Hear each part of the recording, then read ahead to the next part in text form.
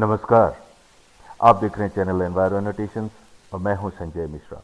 जैसे कि हमने आपसे प्रॉमिस किया था कि हर हफ्ते एक महीने तक सेफ्टी के ऊपर एक एक एपिसोड लेके आएंगे। आज 21 अप्रैल 2020 को दूसरा एपिसोड लेके आए हैं, जिसमें हम डिस्कस करेंगे इंडस्ट्री और गोडाउन्स में फायर सेफ्टी के बारे में। लेकिन उससे पहले मैं आप सबको धन्यवाद देना चाहूँगा कि आपने पहला एपिसोड को बहुत लाइक किया, पसंद किया, और दो मैसेज जो यूट्यूब पे नहीं है वो आपके साथ साझा करना चाहूँगा। पहला मैसेज बेंगलोर से श्री दीपक मुदगोर साहब का, जो कि जनरल इलेक्ट्रिक का इंडिया ऑपरेशंस में वाइस प्रेसिडेंट ईएचएस रह चुके हैं और आजकल बेंगलोर में अपना एक्सपर्टीज, अपना एक्सपीरियंस एक परामर्शदाता के स्वरूप में दे रहे हैं। दूसरा मैसेज बरगढ़ उड़ीसा से श्री दिव्य किशोर देवता जी का है, जो कि उड़ीसा गवर्नमेंट का एक सीमेंट प्लांट में टॉप एग्जीक्यूटिव रह चुके हैं, साइंटिस्ट रह चुके हैं और साथ में एक प्रख्यात कवि और लेखक के हिसाब से जाने जाते हैं। दोनों को हमारा आभार, दोनों को हमारा प्रणाम, नमस्कार। और अब शुरू करते हैं सेकेंड एपिसोड। त्यागी साहब, अब अगर हम बात करें फैक्ट्री और गोडाउन्स की फायर सेफ्टी के बारे में, भारत में फैक्ट्रीज और गोडाउन्स में फायर सेफ्टी या अग्नि सुरक्षा के संबंधित जो कानूनी प्रावधान है, उनके ऊपर कुछ रोशनी डाल सकते हैं? आपको जानकर आश्चर्य होगा, हमारे संविधान में भी फायर सेफ्टी का प्रोविजन किया गया है। 1992 में 74th कॉन्स्टिट्यूशन अमेंडमेंट बिल लाया गया।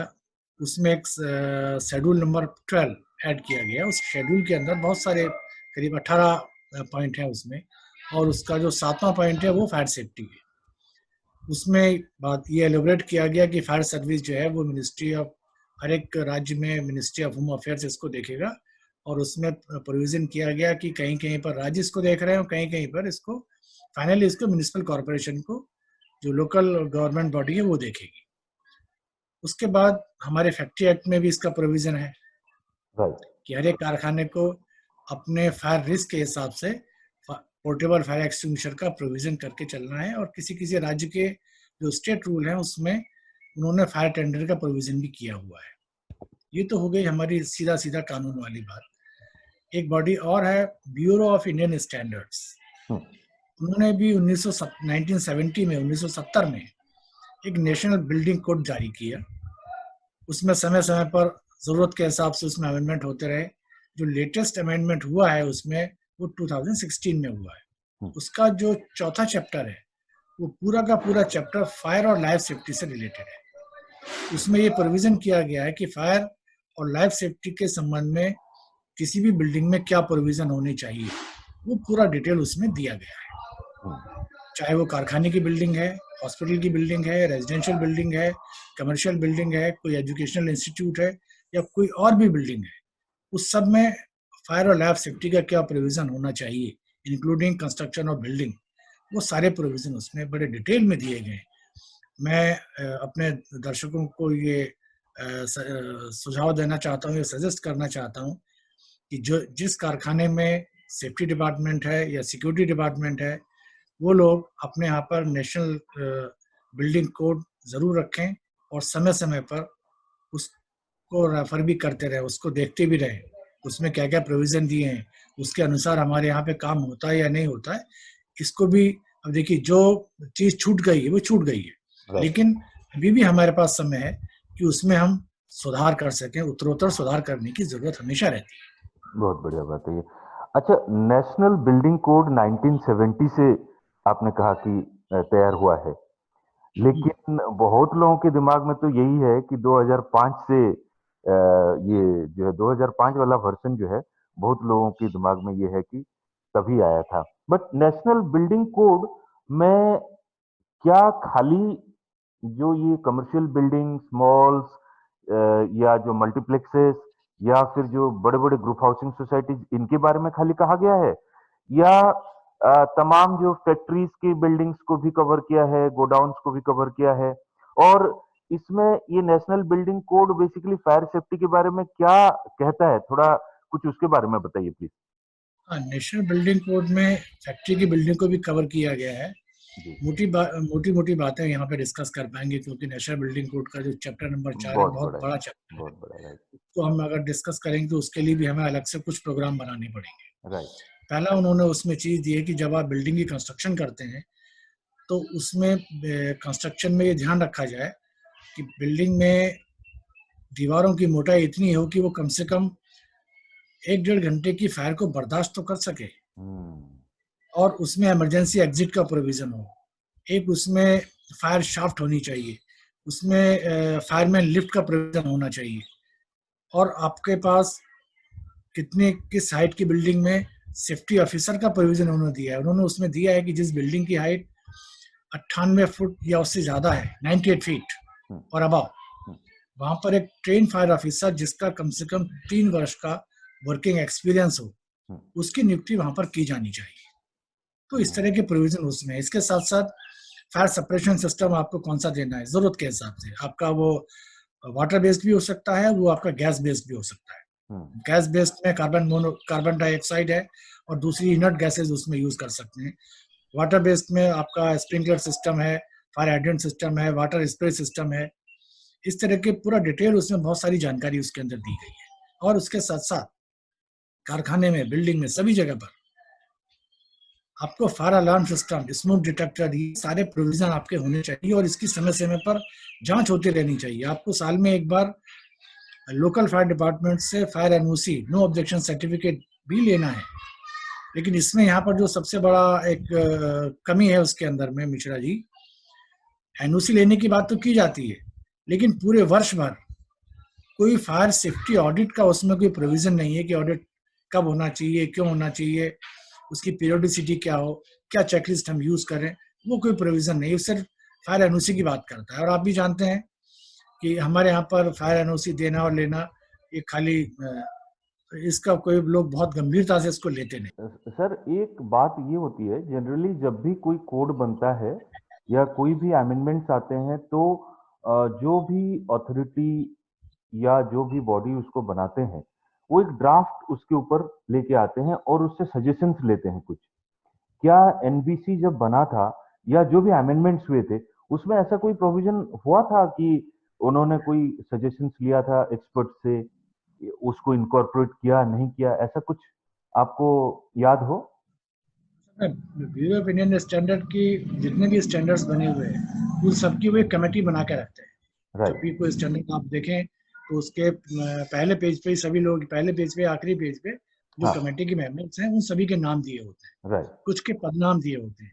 हम्म। जैसे मान लीजिए उनको मिनिस्टर ऑफ होम से किसी सेक्रेटरी को लेना है, तो सेक्रेटरी तो बदलते रहते हैं, नाम नहीं छापते, उसका पदनाम छाप लेते हैं। सीपीडब्ल्यूडी से किसी को लेना है या डिपार्टमेंट ऑफ माइन से किसी को लेना है, तो उनके पदनाम छाप देते हैं। वो कमेटी समय समय पर मीटिंग होती है, उनके सजेशन करते हैं। लेकिन इसमें गड़बड़ी क्या है मिश्रा जी, जैसे कोई कानून बनता है, कोई एक्ट बनता है, तो उसका गजट नोटिफिकेशन आता है ना, हाँ। वहां 6 महीने का टाइम दिया जाता है कि 6 महीने में अगर किसी को कोई ऑब्जेक्शन है या किसी का कोई सजेशन है वो आप दीजिए। हम्म। लेकिन जब ब्यूरो ऑफ इंडियन स्टैंडर्ड कोई स्टैंडर्ड पब्लिश करता है या कोई इसको फ्रेम करता है या रिफ्रेम करता है, तो इस तरह का कोई गजट नोटिफिकेशन का प्रोविजन है नहीं। ओके। गजट नोटिफिकेशन के प्रोविजन सिर्फ एक्ट्स में ही है, बाकी में नहीं है। राइट। तो फैक्ट्री में जो फायर सेफ्टी क्यों, इसका जो नीड या आवश्यकता क्यों है, तथा क्या क्या सावधानी रखें जिससे आग से सुरक्षित रहे फैक्ट्रीज और फैक्ट्री के लोग? हाँ, ये बड़ा अच्छा सवाल किया आपने। आवश्यकता फायर सेफ्टी की हर एक कारखाने में, चाहे वो छोटा कारखाना है या बड़ा कारखाना है, इसलिए है कि आप देखते होंगे फैक्ट्री में, फैक्ट्री एक्ट में एक एक्सीडेंट रिपोर्टिंग और इन्वेस्टिगेशन का प्रोविजन है। हम्म। कोई दुर्घटना होती है तो उसकी जांच होनी चाहिए, उसमें क्या कमी थी उसको दूर किया जाना चाहिए, कि जिससे कि उस तरह की परिस्थिति का निर्माण दोबारा ना हो और वहां पर उसी तरह की दुर्घटना दोबारा से ना हो सके। हम्म। उसमें एक आदमी को चोट लगेगी, दो को लगेगी, तीन को लगेगी, इतना ही होगा, चार पांच को लग जाएगी। लेकिन जब अग्निकांड होता है, फायर इंसिडेंट जब होता है, बड़ा इंसिडेंट जब हो जाता है, तो उसमें जान और माल दोनों की हानि होती है। और कई दफा अक्सर देखा गया है कि कारखाने की आग में भयंकर हानि हो जाती है। जिस बिल्डिंग में आग लगी, हो सकता है वो बिल्डिंग दोबारा से इस्तेमाल करने योग्य ना रह जाए, बहुत सारा आपका मटेरियल जल गया, कुछ इक्विपमेंट आपके जल गए, तो वापस कारखाने को पटरी पर लाने के लिए आपको पैसा भी लगेगा और समय भी लगेगा। तो दोनों तरह से नुकसान हो रहा है। आपका 50 लाख की मशीनें जल गई, लेकिन वो मशीनें बाजार में ऐसा नहीं कि आप ग्रोसरी स्टोर पे गए और मशीन लेके आ गए, उसमें उनको बड़ा समय लगता है, तो भारी हानि हो जाती है कारखाने। आपको जानकर आश्चर्य होगा, 2016 में भारत के अंदर जो फायर इंसिडेंट जो रिपोर्टेड है, क्योंकि नेशनल क्राइम जो रिकॉर्ड जो रखता है नेशनल क्राइम ब्यूरो, उसके पास लगभग 19,695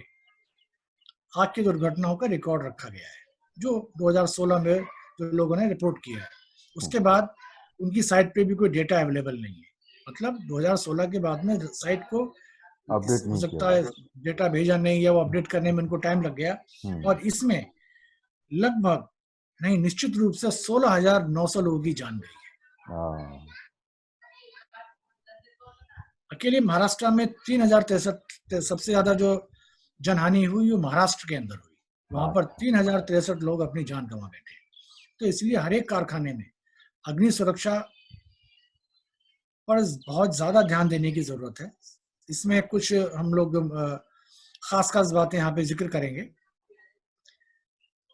इसमें मैं गोदाम से शुरू करता हूँ। अब गोडाउन जो आपका वेयर हाउस है या गोदाम है, आप ऐसी जगह बनाएं, उसके आसपास, उसके आगे पीछे, उसके बगल में कोई इस तरह की मैन्युफैक्चरिंग एक्टिविटी ना होती हो जहाँ पे अत्यधिक हीट जनरेट होती है, आग लगने की संभावना होती है, जैसे कोई फ्लेमेबल केमिकल यूज होते हैं। बहुत सारे कारखानों में बहुत तरह के सॉल्वेंट इस्तेमाल होते हैं, और मिश्रा जी, अधिकांश सॉल्वेंट में ज़ाइलीन की उपस्थिति पाई जाती है। और ज़ाइलीन एक हाईली फ्लेमेबल कंपाउंड है, ऑर्गेनिक सब्सटेंस है, ऑर्गेनिक केमिकल है। उसकी प्रॉपर्टीज वही है जो पेट्रोल की है, यानी इसका फ्लैश पॉइंट बहुत लो है, 23 डिग्री सेल्सियस। तो आपका गोडाउन इस तरह की एक्टिविटी के नजदीक नहीं होना चाहिए। कोशिश करें आपका गोडाउन जो है वो मुख्य आपका जो निर्माणशाला है, जो मेन फैक्ट्री है, उससे थोड़ा सा हटके हो, बेशक उसी प्रमाइसेस में हो, लेकिन दोनों के बीच में बफर जोन का होना निहायत जरूरी है। आग के समय पर वो बफर जोन, आपके कारखाने में तो आग लगी है, आपका कम से कम गोडाउन तो बचेगा, जनहानि बचेगी, माल हानि बचेगी। दूसरी चीज, जहां पर भी हर एक शॉप के अंदर, हर एक मैन्युफैक्चरिंग शेड में, या बहुत सारी जो बहुत पुरानी फैक्ट्रियां बनी हुई हैं, कंपार्टमेंट्स बने हुए हैं। ये विभाग डिपार्टमेंट है तो उसकी 4 दीवारी है, दूसरा डिपार्टमेंट उसकी 4 दीवारी है। वहां पर वेंटिलेशन का उचित इंतजाम हो, आने जाने के रास्ते बहुत अच्छे हों, हर एक शॉप हवादार हो, इमरजेंसी एग्जिट हर एक निर्माण स्थल पर, हर एक दफ्तर के अंदर, हर एक ऑफिस के अंदर होना जरूरी है। ये आपका नेशनल बिल्डिंग कोड भी कहता है, ये आपका फैक्ट्री एक्ट भी कहता है, और आपका हर एक राज्य के जो फैक्ट्री रूल्स हैं वो भी कहते हैं। इसमें नियम ये है, जहां पर भी, जिस कार्यस्थल पर, चाहे वो ऑफिस है या कारखाना है या कोई वर्कशॉप है या कोई लाइब्रेरी है, कैंटीन है, सब जगह पर जहां पर 10 या 10 से ज्यादा लोग सामान्य रूप से बैठते हैं या काम करते हैं, वहां पर एक इमरजेंसी एग्जिट का होना बहुत जरूरी है। और इमरजेंसी एग्जिट जो है हमेशा विपरीत दिशा में हो। यह ना हो कि उदाहरण के तौर पर आपका जो दरवाजा है वो आपके शॉप में या फैक्ट्री में या कमरे में ईस्टर्न साइड में दिया है, दूसरा इमरजेंसी एग्जिट आप ईस्टर्न साइड में देते हैं, वो जरूरत नहीं, उसको आप वेस्टर्न साइड में दीजिए, बिल्कुल अपोजिट डायरेक्शन में, डायगोनली अपोजिट होना चाहिए। और हर एक इमरजेंसी एग्जिट ऐसी जगह पर लैंडिंग हो, उसकी ऐसी जगह पर खोले जो सुरक्षित जगह हो। ये ना हो कि आपने एक कमरे का इमरजेंसी एग्जिट दूसरे कमरे में जाके खोल दिया, मालूम पड़ा कि आग वहां भी लग गई। और आपके जितने पैसेज वेज हैं इमरजेंसी एग्जिट वाले, वो हमेशा खाली हो, सामान ना रखा जाए। अक्सर कारखानों में देखा गया है कि किन्हीं वजह से क्वालिटी कंट्रोल से अप्रूवल नहीं हुआ या होल्ड हो गया, तो उसके लिए कहाँ रखे, तो ठीक है यार रख देते हैं, बाद में हटा लेंगे। वो बाद कोई निश्चित समय नहीं होता। दूसरी चीज, को जरूरी नहीं है कि उसी अवधि में कोई दुर्घटना ना हो जाए। किसी भी परिस्थिति में जो फायर एग्जिट है उसको ब्लॉक ना किया जाए, उसमें कोई अवरोध उत्पन्न ना किया जाए। और जितने भी आपके फायर एग्जिट हैं वो हमेशा निर्बाध गति से खुले होने चाहिए, चालू रहने चाहिए। और ऑफिस में खास तौर से आजकल देखा होगा आपने, डेकोरेशन के लिए फ्लोर भी लकड़ी का आ गया है कि बहुत ब्यूटीफाई लगता है, लकड़ी के पैनल हमने दीवार पे लगा दिए। ये सब हाईली कंबस्टिबल मटेरियल है।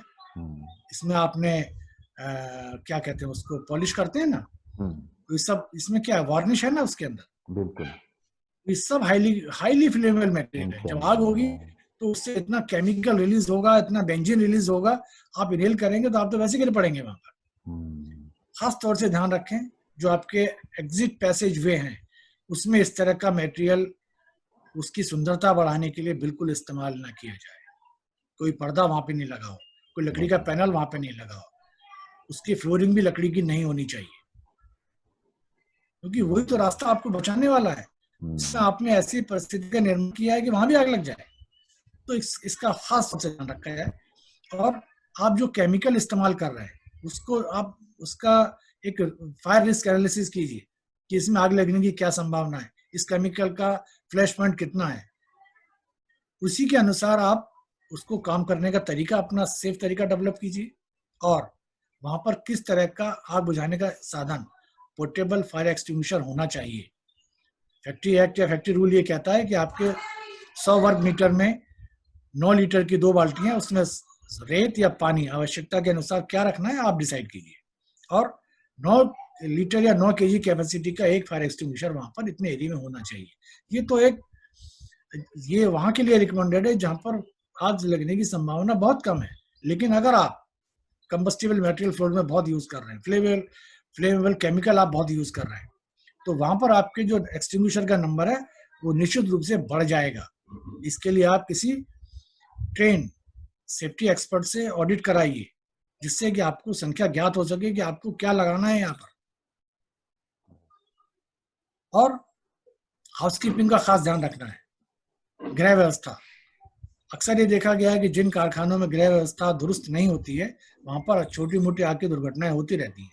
और छोटी आग की दुर्घटना कब बड़ी आग की दुर्घटना में बदल जाएगी कोई नहीं कह सकता। एक चीज मैं यहाँ पे कहना चाहूंगा मिश्रा जी, मैनेजमेंट को, सीनियर लीडरशिप को हमेशा ये ध्यान रखना चाहिए कि आग जब लगेगी, इस तरह की कोई दुर्घटना होगी, तो वो ये नहीं पूछेगा कि ये कंपनी के एमडी हैं और सीईओ हैं, सीएफओ साहब हैं, इनको छोड़ दूं, किसी कामगार को लपेटे में ले लूं। जब आग लगेगी हर एक आदमी लपेटे में आएगा। तो अपनी जिम्मेदारी से ना बचें। ये कंपनी की लीडरशिप की जिम्मेदारी है कि कारखाने में सुरक्षित वातावरण का निर्माण, सेफ्टी कल्चर वहां पे डेवलप। ये रोजाना डे टू डे की एक्सरसाइज है। एनओसी आपको आग से बचाएगी नहीं, आपकी तैयारी आग से बचाएगी। अगर आपने तैयारी पहले से नहीं की है तो उस समय पर जब कोई दुर्घटना होगी तो आपको समझ में नहीं आएगा कि आपको क्या करना है। और दोस्तों ये ध्यान रखें, जब आग लगती है, मान लीजिए 1 मिनट बाद उसकी जो फ्लेम है, उसकी जो लपट है, उसकी ऊंचाई 2 फीट है। अगले 1 मिनट के बाद वो पहली हाइट की दुगनी हो जाएगी। मतलब 2 फुट अगर फ्लेम की हाइट है, 2 मिनट के बाद वो 4 फुट हो गई। अगले 1 मिनट में पहली की दुगनी हो रही है वो, मतलब 3 मिनट के बाद वो 8 फीट की हो गई। किसी भी व्यक्ति के सामने अगर 8 फुट ऊंची लपट उठ रही है, बेचारी बहुत कलेजा चाहिए उस समय आग बुझाने के लिए। अपनी हाइट से अगर 2-3 फुट ऊंची लपट जब आपको दिखाई देगी तो अधिकांश लोग हौसला छोड़ के भाग खड़े होंगे वहां से। कभी आग लगती है, अपने साथियों को तुरंत सूचित करें, तुरंत से सिक्योरिटी डिपार्टमेंट को सूचित करें, जिससे कि वो अगली कार्रवाई कर सके। और आपके आसपास जो फायर एक्सटिंग्विशर अवेलेबल है उससे उसको बुझाने की कोशिश कीजिए। और एक पार्टी ये काम करे, जिस मटेरियल में आग लगी है उसको तो एक पार्टी बुझा रही है, दूसरी पार्टी उस मटेरियल को उससे अलग कर दे जिसमें आग नहीं लगी है। क्योंकि आग को लगने के लिए तो 3 चीज चाहिए ना, हीट, गर्मी, मटेरियल और हवा। हवा को आप नहीं रोक पा रहे हैं, मटेरियल हटा दीजिए, 2 चीज रह गई। तो अगर तीनों चीज एक साथ नहीं होंगी, फायर ट्रायंगल नहीं बनेगा, तो आग भी आगे बढ़ेगी नहीं, आपको बुझना पड़ेगा। ये सब तैयारी। और दूसरी चीज, हर एक कारखाने में आपके पास हर शिफ्ट में एक ऐसा ट्रेन टीम, एक ऐसा अच्छी तरह से प्रशिक्षित दल होना चाहिए जो ऐसी इमरजेंसी सिचुएशन में आगे बढ़कर आग बुझाने का काम कर सके, लोगों को ठीक से मैनेज कर सके, लोगों को ठीक से गाइड कर सके, लोगों को ठीक से हैंडल कर सके। ऐसी सिचुएशन में आपके पास जो, मेरा ये मानना है, आपके पास जो ट्रेन मैन फोर्स अवेलेबल है, डिसिप्लिन, ट्रेनिंग के साथ साथ डिसिप्लिन भी चाहिए, वो आपके पास सिक्योरिटी स्टाफ अवेलेबल है। उसका भरपूर ट्रेनिंग कराइए, उसका भरपूर इस्तेमाल कीजिए। समय समय पर ट्रेनिंग के साथ साथ साल में कम से कम 2 बार फायर ड्रिल कराइए। आग लगाइए कहीं पर 5 लीटर पेट्रोल डाल के गत्ते में, आग बुझवाइए लोगों से, कैसे बुझाते हैं, फायर हाइड्रेंट सिस्टम चलवा के देखिए। विश्वनाथ जी, आमतौर पर जो हमारा जो नेशनल बिल्डिंग कोड है, ये कहता है कि आपके सिस्टम में जो फायर हाइड्रेंट सिस्टम है उसमें पानी का प्रेशर 7.2 kg पर सेंटीमीटर स्क्वायर मेंटेन रखना है आपको। इस ये प्रेशर आपने पे पिछले वीडियो में भी बताया था। जब ये आप नोजल चलाएंगे, फायर नोजल, अच्छे से अच्छा ट्रेंड आदमी भी गिर पड़ता है, उसको हैंडल नहीं कर पाता। जब आपको बहुत अच्छे से क्लासरूम ट्रेनिंग के साथ साथ फायर ड्रिल आपसे कराई गई है और 6 महीने में एक बार होनी चाहिए, आप ये निश्चित करें कि आपके कारखाने में जितने सिक्योरिटी वाले हैं, इंक्लूडिंग सिक्योरिटी ऑफिसर, उसको भी कारखाने के हर एक कोने कोने की जानकारी होनी चाहिए। कहाँ पर क्या मटेरियल रखा होता है, कहाँ पर कौन सा केमिकल यूज होता है, उस केमिकल के क्या गुणधर्म है, क्या प्रॉपर्टी है, वो ज्वलनशील केमिकल है या विस्फोटक केमिकल है, तभी तो वो टीम को लीड कर पाएगा।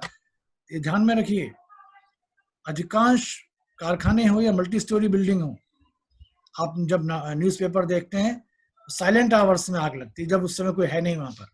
कैसे लग गई वो आग? कोई एक्टिविटी तो हो नहीं रही उस समय पर, जाने वाली शिफ्ट ऐसी कुछ गड़बड़ कर गई कि आग लग गई। अब साइलेंट आवर्स में कौन बुझाएगा? अंदर तो वर्कफोर्स है नहीं, सिक्योरिटी है वो टीम है, उसको आग भी बुझानी है और डिसाइड भी करना है कि मुझे फायर ब्रिगेड को कैसे कॉल करना है। उनके पास उनका नंबर हैंडी होना चाहिए। जहां पर भी सिक्योरिटी पोस्ट है, सब जगह पर नंबर डिस्प्ले हो।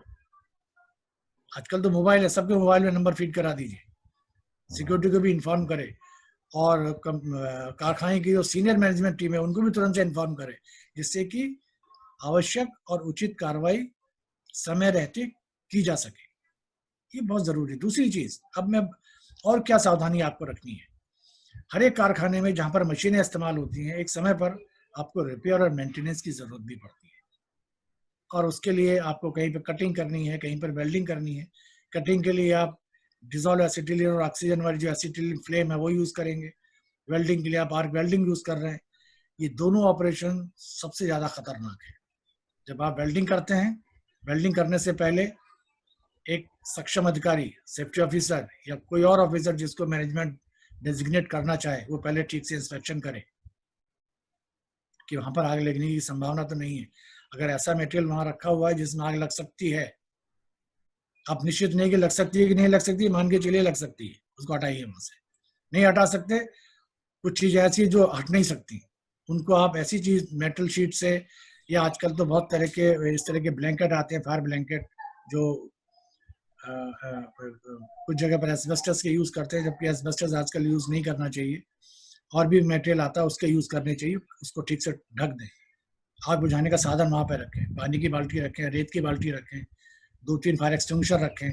अब ये ध्यान में रखें कि जो वेल्डिंग करने की टीम आई है उसको ये सब चलाने भी आते हैं, रखने से कुछ नहीं होगा, वो अपने आप आग नहीं बुझाने वाले हैं। अब तो अगर ऐसी सिचुएशन में आग बुझानी पड़ेगी, जो टीम काम कर रही है उसके अलावा एक फायर वॉच, एक आदमी सिर्फ ये देखने पर है कि जो वेल्डिंग और कटिंग हो रही है, इसको जो स्पार्क है वो जगह जगह बिखर रहे हैं, वो कहाँ तक जा रहे हैं, ऐसा तो नहीं कहीं आग लगा रहे हैं। इसके लिए पहले एक वर्क परमिट सिस्टम होता है, हॉट वर्क परमिट, वो इशू होना चाहिए। जो ऑफिसर, जो अधिकारी, जो मैनेजर उसको इशू करेगा, वो पहले उसमें बहुत सारी कंडीशन होती है, उसको देखे, ठीक से जांच के लिए, जब वो 100% श्योर हो जाए कि इस एक्टिविटी से आग नहीं लगेगी, तभी उसको अलाउ करे काम करने के लिए, वरना पहले निश्चित कराए। किसी काम की जल्दी नहीं है, जो काम 1 घंटे में और 10 मिनट का फर्क पड़ेगा, अगर कोई दुर्घटना हो गई तो लेने के देने पड़ने वाले हैं फिर से।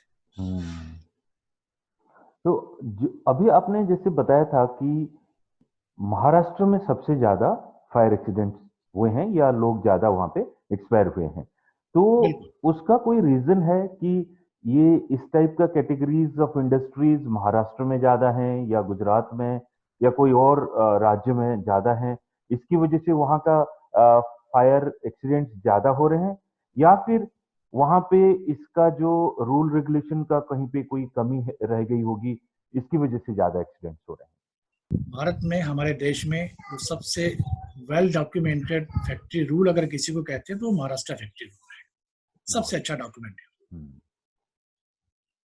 दूसरा, जो नेशनल क्राइम रिकॉर्ड ब्यूरो है, वो जो डेटा रखता है तो उसमें ये रीजनिंग नहीं आती कि आग लगने का रीजन क्या था। ओके। क्योंकि हमारे यहाँ पर इस तरह का रिपोर्टिंग सिस्टम, जैसे फैक्ट्री एक्ट में है ना एक्सीडेंट का रिपोर्टिंग सिस्टम, हम्म। उसके लिए आपको एक उनका फॉर्म नंबर 18 है, वो भर के देना है आपको, तो पूरा डिटेल में दिया हुआ है दुर्घटना का कारण क्या था, वो कि किसकी गलती हो सकती है, इक्विपमेंट का फेलियर था या प्रिवेंटिव मेंटेनेंस का फेलियर था, या आपके एक्सीडेंट इन्वेस्टिगेशन में भी आएगा, तो बड़ी डिटेल में रिपोर्ट जाती है। किसी भी फायर के केस में फायर रिपोर्ट जो बनाता है वो फायर ऑफिसर खुद बनाता है।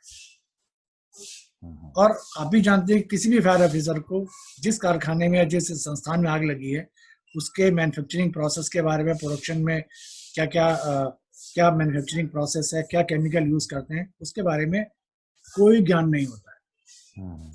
वो सिर्फ इस पॉइंट ऑफ व्यू से बनाते हैं रिपोर्ट कि हमें कितने बजे बुलाया गया, हमने क्या कार्रवाई की और वहां पर क्या क्या नुकसान हुआ, और कारखाने में आग बुझाने के साधन उपलब्ध थे या नहीं थे।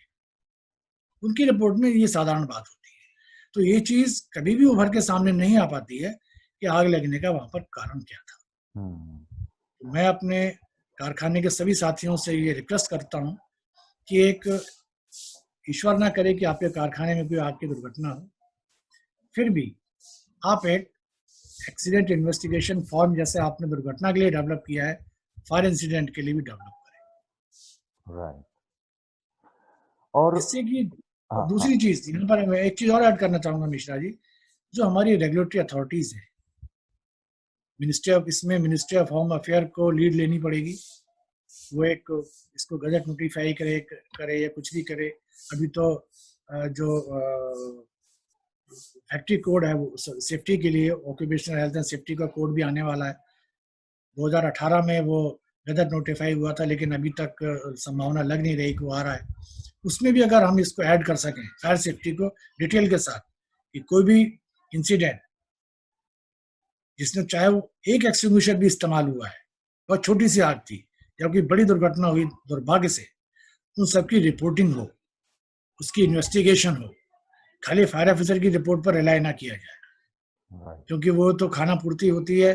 क्योंकि आपको हर एक कारखाने ने इंश्योरेंस कराया हुआ है, इंश्योरेंस कंपनी का सर्वेयर भी आएगा, वो कोई ट्रेंड सेफ्टी प्रोफेशनल नहीं होता है। उसको अपनी कंपनी के इंटरेस्ट देखना है, उसको ये देखना है कि यार कोई ऐसा रास्ता निकलता है कि जिससे कि इंश्योरेंस कम से कम देना पड़े। तो ये जो एक बड़ा गैप चल रहा है, इस गैप पर भी काम करने की जरूरत राइट। अच्छा, गोदाम को आग से होने वाली जो एक्सीडेंट्स हैं या दुर्घटनाएं हैं, उससे कैसे बचाया जा सकता है? आपने गोदाम की बात कही थी अभी, तो खाली स्पेसिफिकली अगर हम गोदाम की बात करें तो उसमें ये एक्सीडेंट्स को बचाने उसको गोदाम्स को अगर हम एक्सीडेंट से बचाना चाहें तो वो कैसे किया जा सकता है। जी, गोदाम एक ऐसी जगह है, अगर जहाँ पे आप भी कभी कभी आपने न्यूज में देखा होगा या पढ़ा होगा अखबारों में, गोदाम में जब आग लगती है कोई बचता नहीं है वहां पे, सब जीरो हो जाता है, सब कुछ नष्ट हो जाता है। उसका कारण ये है कि जो बड़े बड़े गोदाम हैं, आजकल तो बहुत सी लॉजिस्टिक कंपनी के गोदाम भी आ गए, वहां पर फायर सेफ्टी पर कोई खास ध्यान नहीं दिया जाता। है? मटेरियल आजकल वर्टिकल स्टैकिंग पे होता है, बहुत ऊंचे ऊंचे रैक बनने लगे हैं आजकल। हम्म। कल परसों में टीवी में प्रोग्राम आ रहा था, उसमें अमूल फैक्ट्री का गोडाउन दिखा रहे थे। 30 मीटर हाइट के उनके वर्टिकल स्टैकिंग है। तो दूसरे उत्पाद के लिए, दूसरे प्रोडक्ट के लिए भी इस तरह के गोडाउन वर्टिकल सिस्टम यूज होता है। जब आप गोडाउन में कोई सामान रखते हैं तो वहां की जो टीम है वो बहुत अच्छी तरह से ट्रेंड होनी चाहिए। अगर कोई, देखिए कोई भी आग लगेगी तो ऐसा नहीं है कि पूरे कारखाने में या पूरे गोदाम में एक साथ आग लग गई, ऐसा तो नहीं होगा ना। एक छोटी सी आग से बढ़ते बढ़ते बड़ी आग में चली जाती है। हमें वो छोटी सी आग को रोकना है। वो छोटी सी आग रोकी जाए, अगर आपसे नहीं रुकी तो जब वो बहुत छोटी अवस्था में है तभी उसका उपचार हो जाए, तभी उसको बुझा दिया जाए, तब वो बड़ी आग होने से बचेगी, आपकी रक्षा हो सकेगी। हर एक गोडाउन के अंदर जब आप एंटर करते हैं तो आपके लेफ्ट में या राइट में आपका स्विच बोर्ड लगा हुआ है, पावर सप्लाई वहां से है। जब आप शाम को जाते हैं तो पूरे गोडाउन का चक्कर लगाइए, कहीं कोई ऐसी परिस्थिति का निर्माण तो नहीं हो रहा है या होने वाला है जो बाद में आग का कारण बन सकती है, बनेगी नहीं, बन सकती है। उस कारण को पहले वहां से हटाइए। जितने भी बिजली के आपके स्विचेस हैं उसके आसपास कोई भी सामान हो, बिल्कुल खाली होना चाहिए। किसी वजह से उसमें बोर्ड में आपके स्पार्किंग हुआ, नीचे आपका मेटेरियल आप देखेंगे, जितना भी मेटेरियल पैकिंग मेटेरियल है सब कम्बस्टिबल मेटेरियल है। बिल्कुल। आजकल तो सिंथेटिक मेटेरियल यूज हो रहा है, वो तो और भी ज्यादा कम्बस्टिबल, गत्ते से ज्यादा उसका कम्बशन होता है, फास्ट कम्बशन होता है। उसके नीचे कोई सामान ना रखा हो। जो आपकी स्टोरेज है, स्टोरेज और आपकी जो सीलिंग में छत पे जो लाइट लगी हुई है, उन दोनों के बीच में कम से कम 3 फुट का गैप रखिए, जिससे कि वहां से हवा का वेंटिलेशन होता रहे। जो हीट, जो बल्ब है, आपकी जो लाइटिंग सिस्टम है, जो फ्लोरेसेंट लाइट होती है, उसको वो ज्यादा हीट जनरेट करती है, वो हीट वहां से हटती रहे, जिससे कि लगातार अगर बहुत नजदीक रहेगा, हीट हो रहा है, तो वो कम्बस्टिबल मटेरियल एक टाइम पे आके पता नहीं अंदर क्या क्या रखा हुआ है, हो सकता है अंदर उसमें कोई फ्लेमेबल मटेरियल रखा है, फ्लेमेबल कंपाउंड रखा है, वो आग पकड़ जाएगा। वेंटिलेशन के लिए जगह छोड़िए। दूसरा, जहां आप आजकल बैटरी ऑपरेटेड इक्विपमेंट यूज होते हैं, लेड एसिड बैटरी आप यूज कर रहे हैं, गोडाउन के अंदर बैटरी चार्जिंग ना करें। जो लेड एसिड बैटरी होती है, जब उसको चार्ज करते हैं तो उसमें हाइड्रोजन गैस जनरेट होती है। हाइड्रोजन फ्लेमेबल भी है और एक्सप्लोसिव भी है। इसकी जो एक्सप्लोजन रेंज है बहुत भारी है, 7% से लेके 70% तक। तो हाइड्रोजन जनरेट आपके अगर घर में भी है तो आपका जो चार्जर है वो बाहर होना चाहिए। बैटरी सिस्टम आपका आपके कमरे में ऐसी बिल्कुल ऐसी जगह हो जहां से वेंटिलेशन बहुत अच्छा है, खुले में रहे। जो हाइड्रोजन जनरेट हो रही है वो हवा में विलीन हो जाए, उसका कंसंट्रेशन ना हो। कोई कंसंट्रेशन हुआ, कोई उसको स्पार्क मिला, आग लग जाएगी, एक्सप्लोजन हो जाएगा।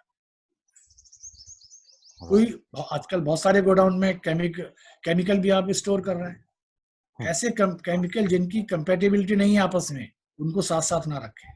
जो भी मटेरियल चाहे कारखाने में इस्तेमाल हो रहा है या गोडाउन में स्टोर किया गया है, हर एक मटेरियल की, हर एक केमिकल की मटेरियल सेफ्टी डाटा शीट आपके पास होनी चाहिए और आपको उसकी जानकारी होनी चाहिए कि ये क्या मटेरियल है, इमरजेंसी में इसको कैसे डील करना है, आग लगेगी तो कैसे बुझानी है, इसमें क्या क्या खतरे हो सकते हैं, वो जानकारी मटेरियल सेफ्टी डाटा शीट के अंदर दी गई है।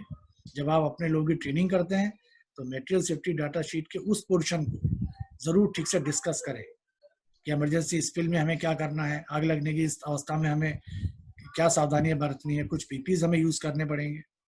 आजकल कोरोना को लेके पीपीज की बहुत चर्चा होती है ना, रात और दिन पीपीज की चर्चा हो रही है। बिल्कुल।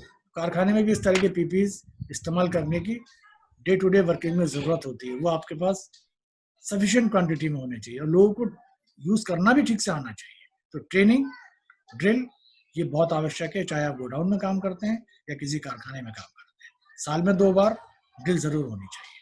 अगर आपके गोडाउन में फायर हाइड्रेंट सिस्टम है तो वीकली कम से कम 1 वीक में 1 बार उसको चला के जरूर देखें चलता है कि नहीं चलता है।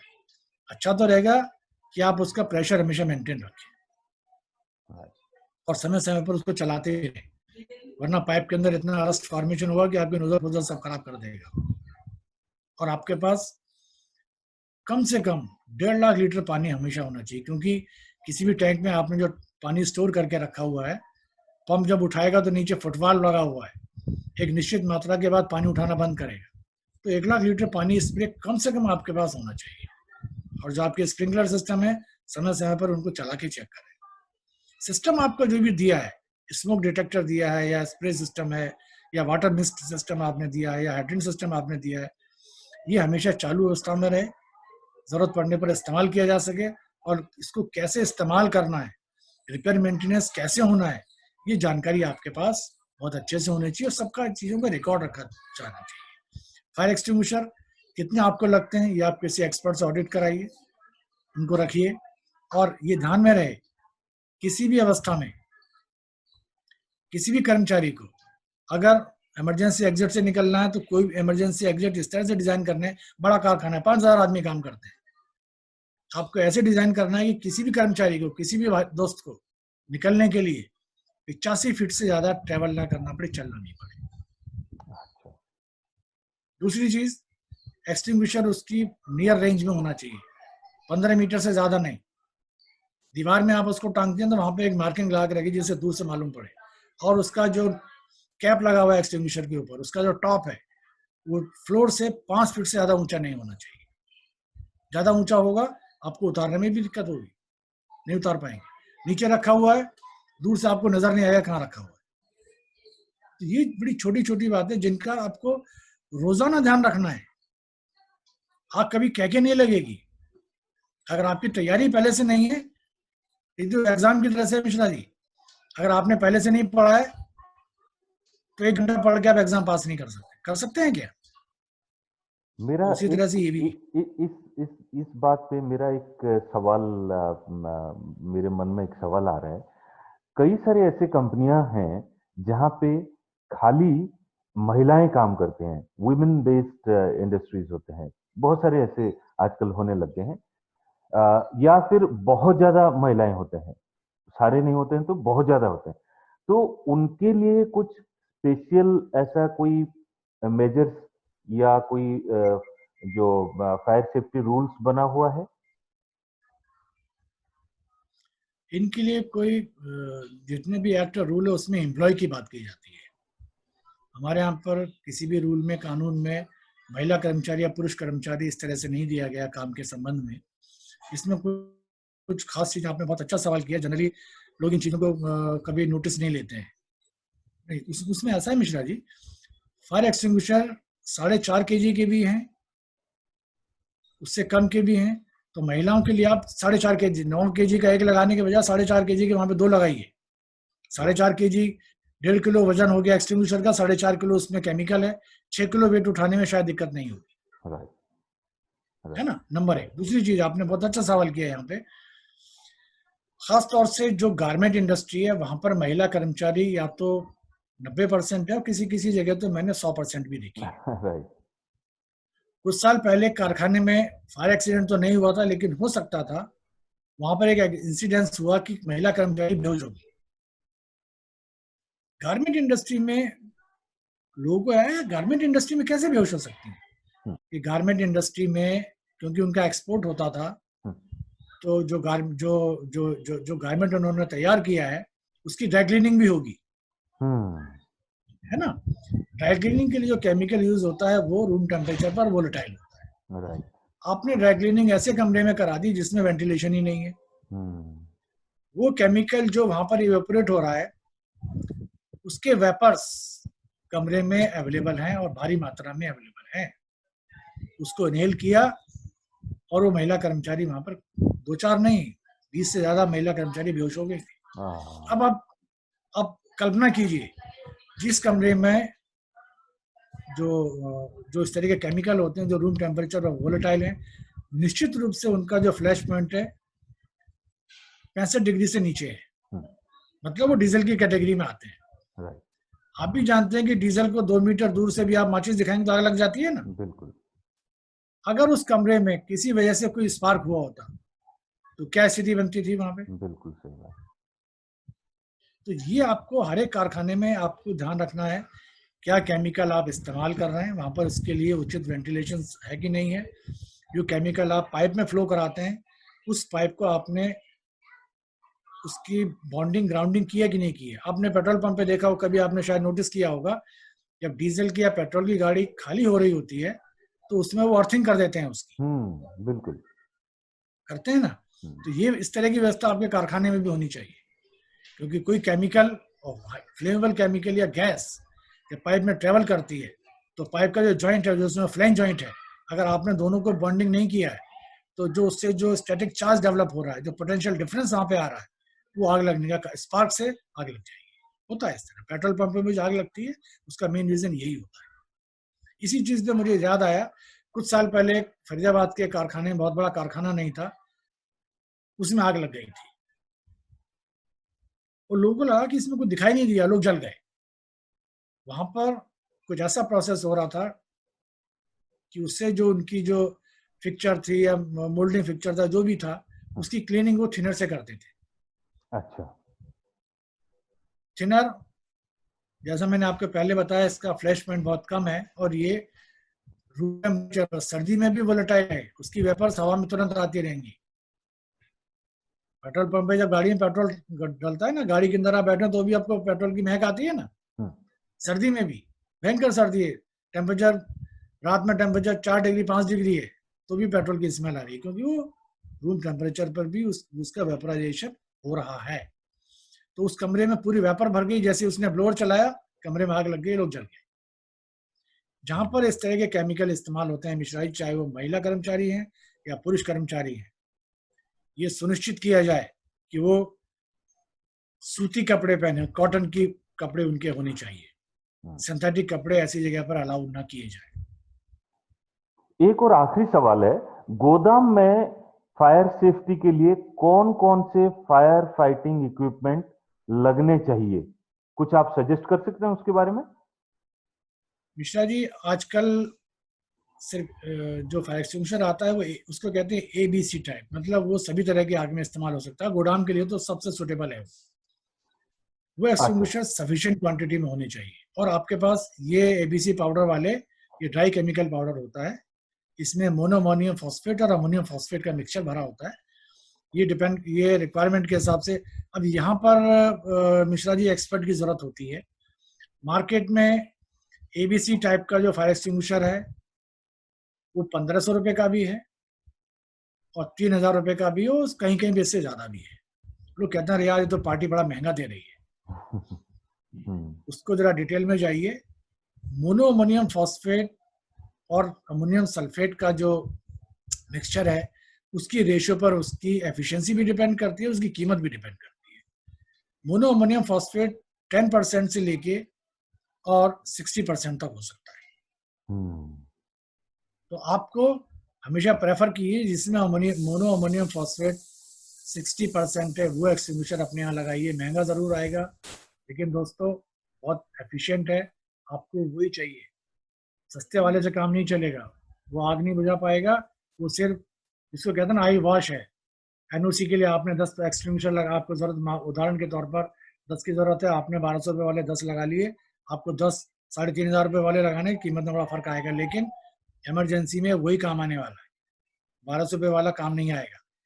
जितने भी एक्सटिंग्विशर आप कारखाने में, गोदाम में, घर में, कहीं पर भी इस्तेमाल करते हैं या ऑफिस में इस्तेमाल करते हैं, उस केमिकल की प्रिवेंटिव मेंटेनेंस मंथली बेसिस पे होनी चाहिए। उसका रिकॉर्ड रखा जाना चाहिए, उसकी चेकलिस्ट होनी चाहिए, चेकलिस्ट बेस्ड इंस्ट्रक्शन होना चाहिए उसका। और मैन्युफैक्चरर की रिकमेंडेशन के हिसाब से उसकी रिफिलिंग 1 साल में करानी है, 2 साल में करानी है या 4 साल में करानी है। और हर 4 साल में उसका प्रेशर टेस्ट भी होना चाहिए। मालूम पड़ा कि आप एक्सटिंग्विशर चलाने गए, एक्सटिंग्विशर बस्ट कर गया। मुझे एक दुर्घटना याद आ रही है यहाँ पे। कुछ साल पहले मध्य प्रदेश में जो अभी 14 अप्रैल निकला ना, फायर सेफ्टी वीक वो लोग मना रहे थे, तो पहले दिन फायर डिपार्टमेंट ने लोगों को भी बुलाया हुआ था कि हम कैसे आग बुझाते हैं। वो डेमो देना चाहते थे, लोगों को दिखा रहे थे। एक कर्मचारी ने ट्राई केमिकल पाउडर का एक्सटिंग्विशर इस्तेमाल करके दिखाने की कोशिश की। जैसे उसने उसको इस्तेमाल चालू किया, वो बस्ट कर गया, क्योंकि उसकी दीवारें कमजोर हो चुकी थी। कभी उसका, मुझे ऐसा लगता है कि उसका हाइड्रो टेस्ट कभी हुआ नहीं था और बेचारे गरीब आदमी की मृत्यु वहीं पर हो गई। तो ऐसी परिस्थितियां निर्माण ना हो। आपके पास जितने भी फायर बुझाने के, आग बुझाने के फायर एक्सटिंग्विशर हैं, उसका नियमित जांच होना आवश्यक है, उसका रिकॉर्ड भी रखा जाए और 4 साल में एक बार उसका हाइड्रो टेस्ट भी हो, ये अनिवार्य है आपकी सुरक्षा के लिए। वरना जो कर्मचारी आग बुझाने जाएगा, उसके साथ हादसा हो सकता है, उसको बचाना भी जरूरी है। दूसरी चीज, किसी गोदाम में जो आपके पास एक्सटिंग्विशर है, इंश्योरेंस कंपनी कहती है कि जो रेगुलेशन के हिसाब से एक्सटिंग्विशर चाहिए, उसकी 20% आपके पास ज्यादा होनी चाहिए।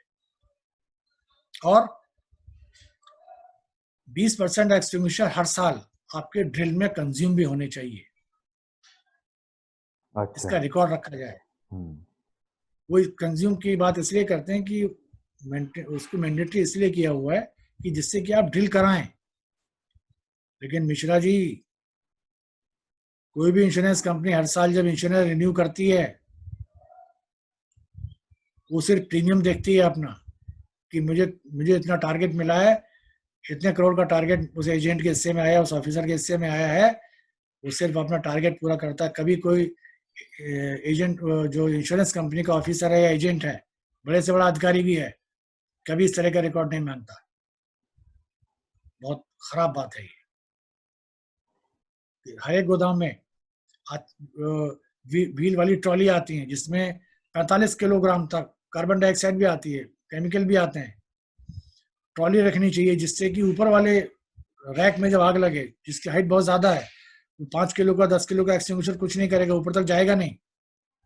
तो कम से कम आपके पास मूविंग ट्रॉली भी होनी चाहिए। वहां पर ट्रॉली पे चढ़े, उसमें पाइप लंबा होता है, आप उसकी आग को बुझा सके। एक चीज ध्यान में रखें, जब आप फायर एक्सटिंग्विशर चलाते हैं, ट्रेनिंग आपकी बहुत जरूरी है। उसमें जो केमिकल, जो 10 किलो तक के एक्सटिंग्विशर होते हैं, उसमें जो केमिकल भरा हुआ है मिश्रा जी, वो सिर्फ 3 मिनट चलता है एक्सटिंग्विशर। 3 मिनट में सारा केमिकल बाहर आ जाता है। और जो उसकी इफेक्टिविटी है, वो शुरू के 2.5 मिनट तक ज्यादा होती है। जब आप आग बुझाते हैं तो आग के बेस पर हिट करें, उसकी फ्लेम पर नहीं डालें कुछ भी। बेस में आग, जहां पे आग लगी उस चीज में केमिकल डालें। और फायर एक्सटिंग्विशर को जितना नजदीक आप आके जा सकते हैं उतना नजदीक जाएं। और एक्सटिंग्विशर को मान लीजिए आप दूर से उठा के ला रहे हैं, वहां से चला के ना लाएं उसको, रास्ते आते आते खत्म हो जाएगा। जहां पर आग लगी है, जहां पर आपको आग बुझानी है, एक्सटिंग्विशर वहां पे लाके आप चालू करें। राइट। सबसे ज्यादा काम आएगी आपका बुद्धि बल, आपकी कॉमन सेंस। आपके पास कुछ नहीं है तो भी आप आग बुझा देंगे। आपके हाथ में, आपके ऑफिस में आग लग गई, कैसे लगी कि आप सिगरेट पीते हैं, आपने डस्टबिन में, आपके बॉस का विजिट हो गया, सिगरेट बुझाने का मौका नहीं मिला, डस्टबिन में डाल दी, और थोड़ी देर बाद में लंच हो गया, आप लंच करने चले गए, उसमें आग लग गई। या आपके बगल में कोई साथी है, उसने देखा रहा डस्टबिन में आग लगी है, चिल्लाएगा, इधर उधर दौड़ेगा, तब तक आपके टेबल में आ जाएगी। वहां पर बहुत सारी स्टेशनरी रखी हुई है, उसको पटक के मारिए, उसके ऊपर बीट कीजिए उसको, इस तरह से बीट कीजिए, आग बुझ जाएगी। वो बीट करने से क्या होगा, जब आप उसको बीट करते हैं तो कुछ समय के लिए हवा उसको नहीं मिल रही है, मतलब ऑक्सीजन उसको नहीं मिल रही है, आग बुझ जाएगी। तो कॉमन सेंस, आपका बुद्धि बल जरूर काम आएगा, उसका बहुत अच्छे से प्रयोग कीजिए। कब होगा, जब आपको कॉन्फिडेंस है। कॉन्फिडेंस कब आएगा, जब आपको इन सब चीजों की बहुत अच्छे से नॉलेज है, बहुत अच्छे से जानकारी है, और आप लगातार ड्रिल में हिस्सा लेते हैं, ड्रिल करते हैं, तो आपको कॉन्फिडेंस भी आएगा, आपका बुद्धि ठीक से काम करेगी। बहुत बढ़िया, बहुत सरलता से आपने और बड़े ही विस्तार से, बहुत बढ़िया तरीका से समझा दिया आपने। और ये हम लगातार जारी रखेंगे, और एपिसोड्स के ऊपर एपिसोड्स बनाते रहेंगे। मुझे लगता है लोगों को ये पसंद आएगा। Thank you very thank you much. Mishra ji, thank you very much, बहुत बहुत धन्यवाद।